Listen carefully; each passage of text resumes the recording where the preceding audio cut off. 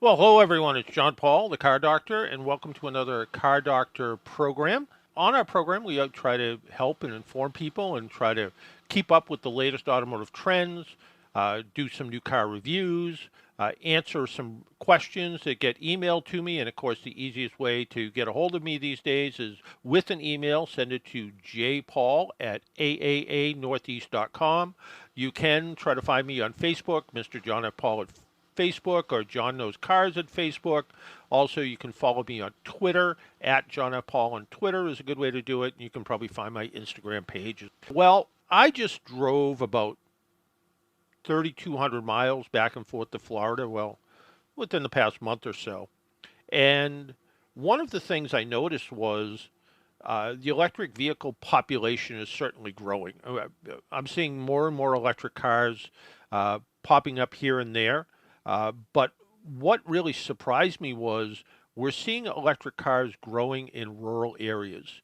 And with us is Karl Brauer. He is the executive analyst for iSeeCars.com. And Karl, can you help explain this phenomenon of electric and hybrid vehicles growing in sort of rural areas where we wouldn't expect to see them? Yeah, we really are. It's clear that we've transitioned from a kind of compartmentalized buying behavior where it's only people in Los Angeles or maybe Seattle and San Francisco or maybe a little bit in New York and Miami who are buying these electrified vehicles, electrified being hybrid and electric. It has now really started to become very comprehensive and pervasive throughout the country. And when we looked at growth in market share for hybrid and electric vehicles from 2014 to 2022, the number one state with the highest growth percentage, the fastest growing market share, was Mississippi. And I don't think most people would have guessed that if you asked them where they thought electric vehicle and hybrid vehicle demand has gone up the most in the past 8 years. They probably wouldn't have said Mississippi. That was the number one state. Then we had like Hawaii in there, Utah in the top 5. And really, when we looked at the top 15, you had some very interesting states in there: Alabama, Nebraska. So it's growing in non-traditional areas people wouldn't associate with, quote unquote, green demand or green oriented citizens. Yeah, you're absolutely right. I mean, it really has seemed like, and I guess it's not to be surprised that, early adopters, California, the West Coast, everything starts on the West Coast and moves east. And but usually it's the coast. Usually it's the West Coast and the East Coast and sort of blends to the middle. But to see this kind of growth, and you and I talked once before about electric vehicles and how they're searched for. But it seemed like electric and hybrid vehicles, people were searching for them, but they're a little bit slow to pull the trigger on buying them. But Right. this is really starting to show that thinking is coming around a little bit. Precisely. Yeah, I think that's exactly right, John, is that we used to see a lot of people curious about them, but the ones that would commit to ownership was pretty limited to those early adopter states, as you said. And now we see these commitments coming from non-early adopter states. And, I think when you think about the fact that California barely made like the top 10 in terms of growth, and a city like Los Angeles didn't make the top 15 in terms of cities that were big, but Birmingham, Alabama did make the top. It was the number 7th in the city when we broke it down by city or metro area versus state. California is, Los Angeles didn't make the top 15. Birmingham, Alabama, number 7. Do you think it has to do with saturation? I mean, California has had the highest percentage of electric vehicles, for instance, compared to the rest of the country. Is there kind of a saturation rate that maybe comes into play here where, and I'm making the number up, 10% of the new car sales in California were EVs as opposed to maybe 3% in Boston? Is that sort of the growth window when you look at that maybe there wasn't that big a number and it had that chance to pop up to 3 or 4%? Yeah, and I think you're exactly right. I think obviously when you've only got a few people with electric vehicles, it's much easier to have that growth rate go up rapidly versus when you already have a lot of people with electric vehicles, relatively speaking.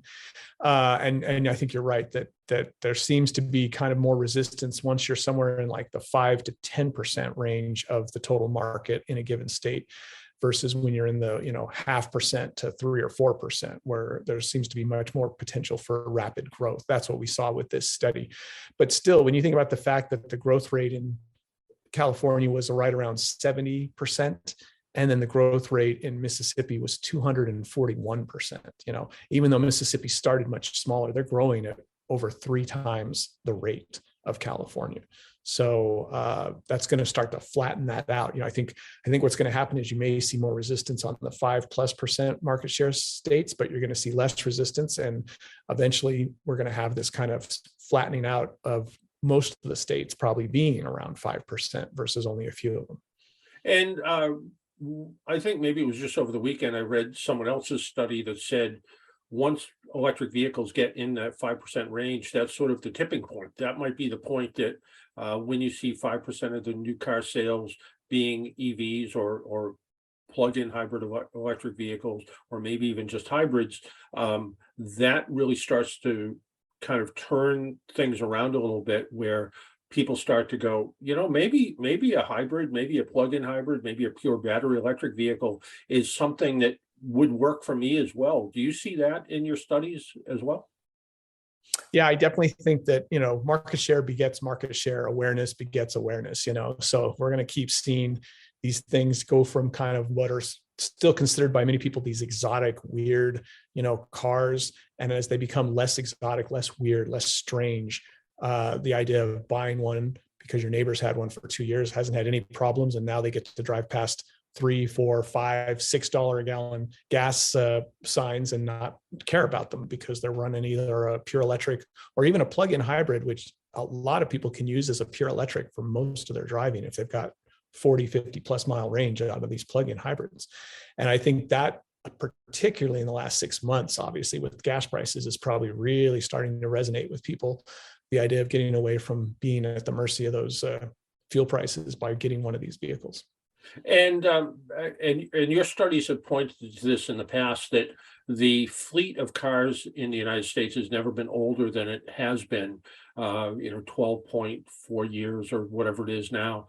And so people shouldn't expect to see, every other house on the road have a hybrid or an electric car in the driveway, because it does take a while for that fleet to start to turn over, to see those new cars on the road and in people's driveways.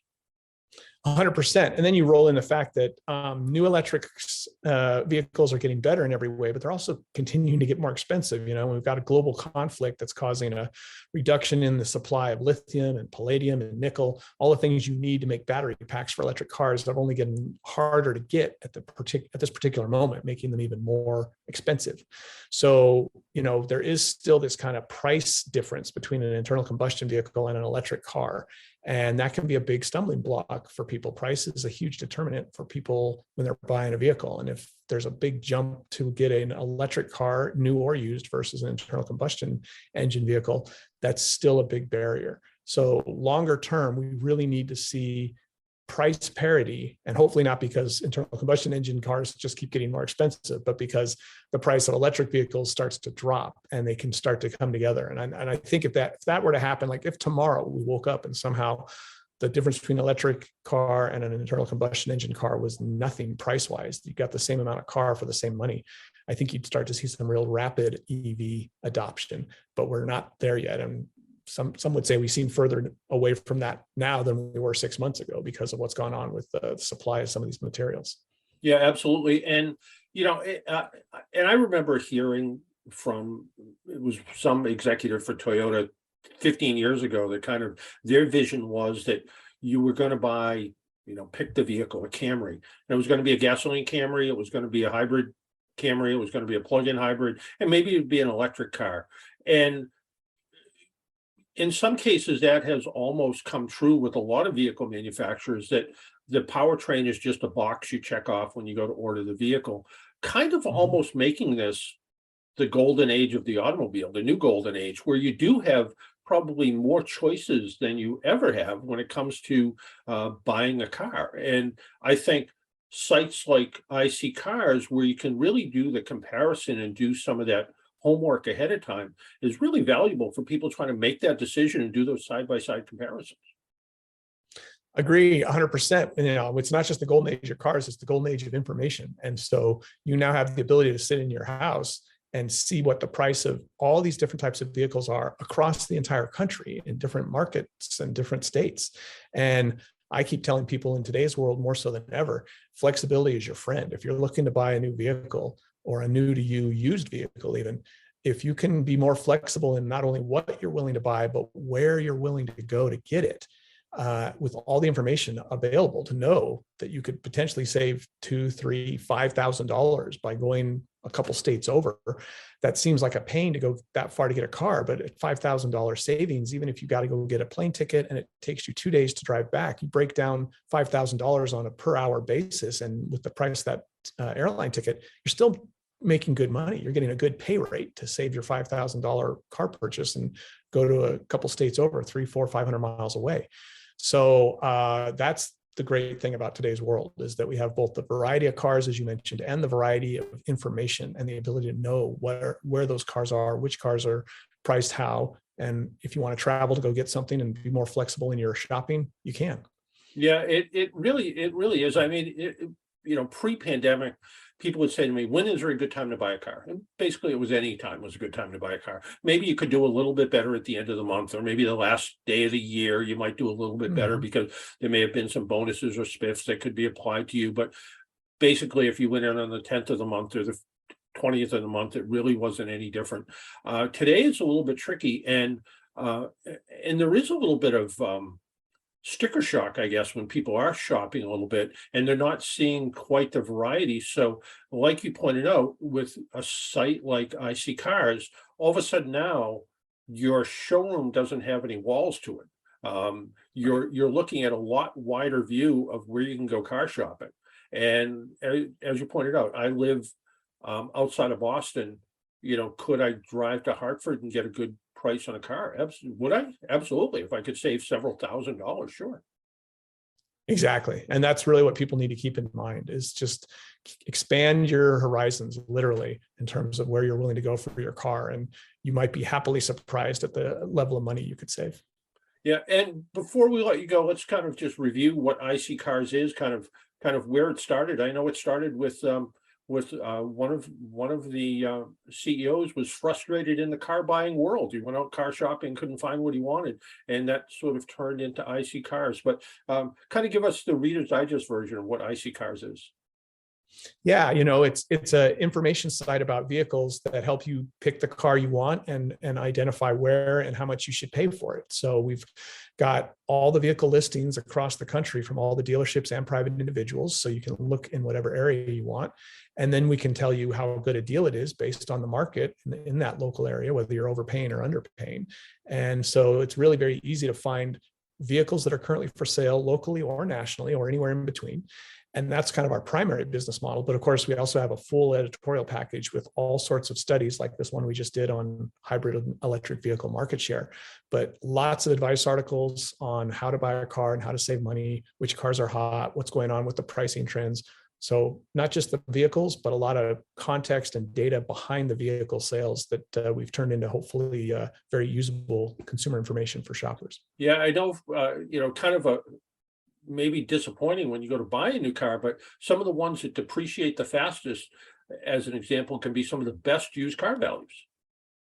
Right. And that's what you always want to keep in mind, is that there are certain cars and certain brands that are known for kind of dropping in value, but that just means don't buy them new, but seriously consider them used, because what you can get off on that price from new 2 or 3 years later, it could be substantial. And if you really like those cars, that's a great way to get one of those vehicles and save a lot of money in the process versus buying it new and you taking the hit to your depreciation. Yeah. And you mentioned private party used car sales. If I had a car for sale, I could post it on IC Cars, just like the largest new used car dealer, right? Exactly. Yeah. You can list cars there and we can help you sell the car as well as obviously buy your next car. And we also have vehicle history reports. So if you're looking at a car, you can get the VIN and put it into a vehicle history report and get a very comprehensive report on the maintenance and any accidents the car may have had or anything else that's going on with it. And you even have a feature where if I'm out car shopping on a Saturday afternoon, I can scan a VIN code and actually do the research that way, right? Yeah, exactly. Yeah, you can put the VIN in and get that immediate information on the vehicle and see what you should be paying versus what the dealer's asking. Yeah, and those numbers are not kind of smoke and mirrors numbers. Those are based on actual sales, right? Yeah, it's really, when you think about it, it makes total sense. And it's, again, the beauty of the combination of data and information like the internet. We can see what various vehicles with certain years, make, model, and mileage are selling for. And we can get a very quick snapshot of what the kind of transaction prices are for these cars. And thus, any given model, we can see where it falls in that spectrum and know that you're paying either too much, too little, or about right for the car. And hopefully you're paying below the good deal price or the average price. That's what we can help you identify. And do this before you go car shopping. There's nothing worse than going out and buy something and find out you're overpaid, right? Information is power, John. I always say that. So get your information ahead of time. You'll have a lot more power in the negotiation for your car. Yeah, and if people are interested in where they can find this information, whether it's whether the cars that are for sale, maybe they're thinking about selling their own car or doing some of the research on the editorial side of the site, the letter I, ccars.com, right? Yeah, ISEE, like kind of sees candy, we say iccars.com. Karl, as always, thank you for sharing your knowledge and insight on the automotive market. Great talking to you, John. Have a great day. Well, it's time to open up the mailbag. We don't really have a mailbag, but if you want to send me an email about your car, you can do that. You can send it to jpaul@aaanortheast.com. Be happy to answer it. Each email gets personal replies, so I do answer every single email. And every once in a while, somebody says to me, is there any such thing as a silly email or something that's a dumb email? There's no such thing. Email me any question you have about cars or the automotive industry or even a little bit about technology. I can try to help you there as well and try to point you in the right direction. Always like to be able to give people second opinions of what they think is wrong with their car, or maybe they think about buying a car, maybe try to help them with opinions about that as well. So always try to do the best we can with folks. And some of the questions that came in this week that actually made it to different columns. One was about a 2009 Dodge Caravan. They said it's in excellent condition. It was kept in the garage for most of its life, but the driver's side outside mirror seems to be glass, but the passenger side appears to be plastic. The problem is the passenger side mirror has terrible water spots. It should be glass. It shouldn't be plastic, but someone may have actually replaced it with a plastic replacement. I've seen some that glue right on, and it is possible that it did have water spots. Somebody may have cleaned it with some cleaners that have acid in them, and that could have affected the plastic. There's an inexpensive cleaner that I've purchased, and I think I have it every place that I look. It's called Awesome. You buy it at the Dollar Tree. It's now $1.25, I guess. But it's a really good cleaner, but not good on plastic surfaces like the inside of a dash in front of a speedometer, for instance. So you don't want to use that. But I would start with, just try to clean it up the best you can. Maybe try some vinegar and water first, and then try Sprayway, which is a good foamy window cleaner, and then clean it up with a microfiber cloth. If that doesn't work, I'd probably pop the mirror off and just replace it. It'd probably be easier. Somebody else wrote in about the infamous Hemi Tick, which is in the Hemi engine and Chrysler engines, and it's the 5.7 liter engine. Some people are calling it a flaw. Some people just call it a characteristic. What's going on with the engine? Is there something wrong with it? What I have seen wrong with these is people that don't change the oil quite often enough will have a problem, and the roller lifters in this will actually start to stick. And when they stick, they actually start to wear and they get flat spots in them, and you get this noisy lifter tick sort of thing, which shouldn't happen because they're not adjustable, so they shouldn't make a noise, but they actually stick in the roller stick, and that's what causes the noise. And the replacement, unfortunately, is to take the engine apart and replace the lifters, and sometimes the camshaft, which also becomes worn. The other tick, which is pretty common on these engines, is the exhaust manifolds crack. So something to be aware of there as well, that can cause some of those various noises that can come up. Another question that came in, the person says they're a pretty good DIYer mechanic, so they do a lot of their own work, and they're wondering about a scanner. And this kind of relates back to about a month or so ago, I gave away a scanner. It was from a company called Innova. It's the 5610, which is one of the ones I'm playing with. It's almost a professional scan tool. It's a pretty good quality tool.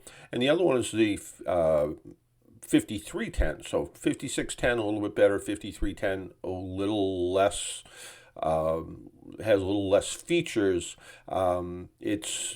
They both support anti-lock brakes and airbag codes, oil maintenance reminders, and they even do an alternator and battery testing, which is kind of nice. What's nice about these tools, they connect to something called Repair Solutions 2, which is an app which kind of give you verified fixes of what's wrong. So if you're not sure and you come up with a code, you plug that code into their app, and it'll give you what people have found is wrong with the car and be able to get it to work out the way it should. So you can always, again, send me an email. There are a couple ways to do it. You can email me at jpaul@aaanortheast.com, or you can always go to AAA.com/car doctor. There's a place there to be able to send me emails, read some of my articles, and so forth. You can always follow me on Twitter at John F. Paul, or Facebook, John Knows Cars, and listen to this podcast on all your favorite podcast channels, including johnfpaul.podbean.com, or you can check on any of your favorite websites. You can find it. It's pretty much everywhere, so it should be easy enough to find. So those are some of the questions that came in this week. You can read my column in New York Newsday, the Boston Globe, the Providence Journal, the Troy Records, some other Central and Western New York newspapers, the Quincy Sun, about once a month at the Quincy Sun. Just about every edition of the Yankee Express, you can find my columns there. We were talking about a variety of different vehicles, and one of the ones that certainly I would like to talk about is the one I've just driven recently, and it is the Mazda CX-50. And the Mazda CX-50 is a pretty interesting car because it actually kind of confused me a little bit, because I wasn't quite sure why there was a CX-50 and a CX-5 until I started to do a little bit of research. So the CX-50 is similar to and different from the Mazda CX-5. Actually, the CX-50 shares its platform with the smaller CX-30 crossover. The all-new CX-50 is Mazda's attempt to add a little to their off-road portfolio. Think of the CX-50 as a more rugged cousin in the Mazda lineup.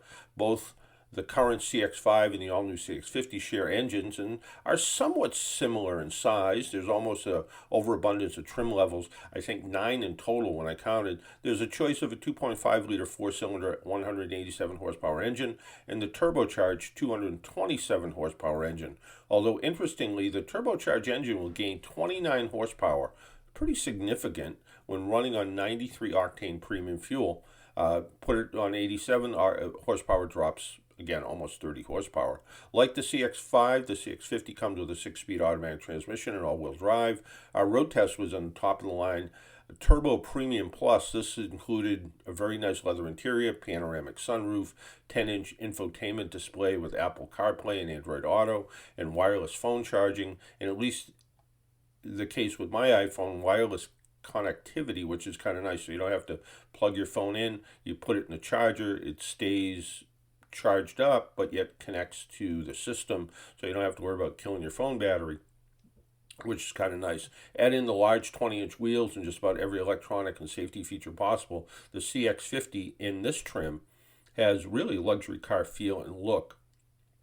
The CX-50, as compared to its CX-5 sibling, has slightly more ground clearance and slightly heavier duty suspension to handle the off-road driving.